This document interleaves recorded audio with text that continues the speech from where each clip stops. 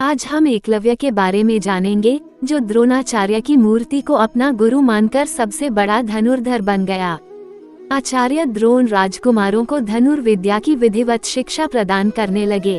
उन राजकुमारों में अर्जुन के अत्यंत प्रतिभावान तथा गुरु भक्त होने के कारण वे द्रोणाचार्य के प्रिय शिष्य थे। द्रोणाचार्य का अपने पुत्र अश्वत्थामा पर भी विशेष अनुराग था, इसलिए धनुर्विद्या में वे भी सभी राजकुमारों में अग्रणी थे, किंतु अर्जुन अश्वत्थामा से भी अधिक प्रतिभावान थे। एक रात्रि को गुरु के आश्रम में जब सभी शिष्य भोजन कर रहे थे, तभी अकस्मात हवा के झोंके से दीपक बुझ गया। अर्जुन ने देखा अंधकार हो जाने पर भी भोजन के कौर को हाथ मुंह तक ले जाता है।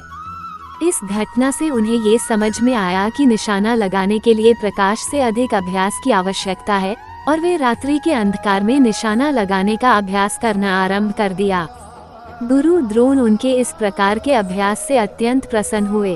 उन्होंने अर्जुन को धनुर्विद्या के साथ ही साथ गदा, तोमर, तलवार आदि शस्त्रों के प्रयोग में निपुण कर दिया।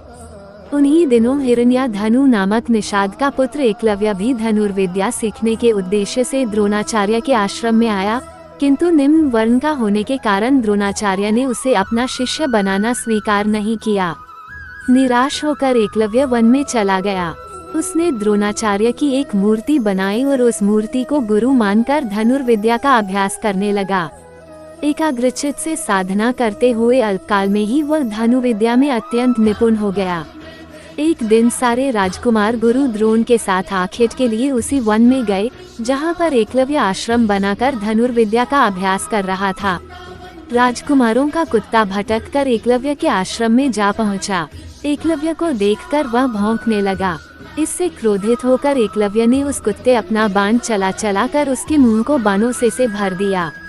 एकलव्य ने इस कौशल से बाण चलाए थे कि कुत्ते को किसी प्रकार की चोट नहीं लगी, किंतु बाणों से बिंध जाने के कारण उसका भौंकना बंद हो गया। कुत्ते के लौटने पर जब अर्जुन ने धनुर्विद्या के उस कौशल को देखा, तो वे द्रोणाचार्य से बोले, हे गुरुदेव, इस कुत्ते के मुंह में जिस कौशल से बाण चलाए गए हैं, उससे तो प्रतीत होता है कि यहाँ पर कोई मुझसे भी बड़ा धनुर्धर रहता है।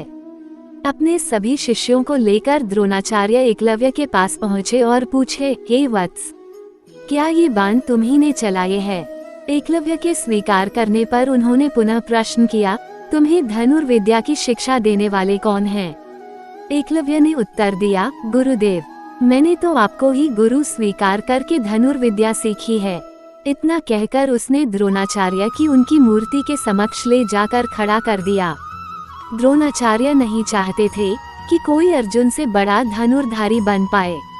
वे एकलव्य से बोले, यदि मैं तुम्हारा गुरु हूँ तो तुम्हें मुझको गुरु दक्षिणा देनी होगी। एकलव्य बोला, गुरुदेव, गुरु दक्षिणा के रूप में आप जो भी मांगेंगे मैं देने के लिए तैयार हूँ।